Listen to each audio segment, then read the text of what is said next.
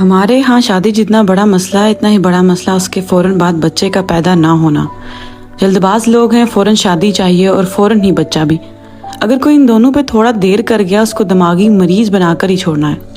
کون سی عورت ہوگی جو اولاد نہیں چاہے گی؟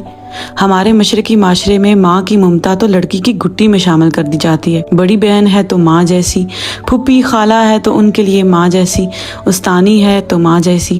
اپنے بچوں کو پیدا کرنے سے کئی سال پہلے وہ کہیں نہ کہیں ماں کا کردار ادا کر رہی ہوتی ہے۔ ایسے میں کسی بے اولاد جوڑے کو یہ احساس دلانا کہ شاید اتنے سال انہوں نے اچھا حکیم طبیب نہیں دیکھا، ہم جو مشورہ دے رہے ہیں اس کو ماننے پر قائل کرنا غلط ہے۔ اپنے کسی عمل یا الفاظ سے ان کو یہ بتانا تم کسی کمی کا شکار ہو غلط ہے۔ ان کو دعائیں بھی اسی طرح سے دی جاتی ہیں جیسے بد دعا دی جا رہی ہو۔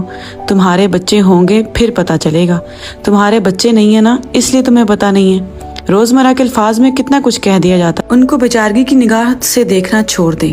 آپ میرے کہنے پہ تو کہیں گے ہاں یہ بہت غلط ہے، لیکن کہیں نہ کہیں آپ کا اندر کا وہ کیڑا پھر اگلی بار نئی یا پرانی دلہن کو ضرور پوچھے گا بچے نہیں ہیں؟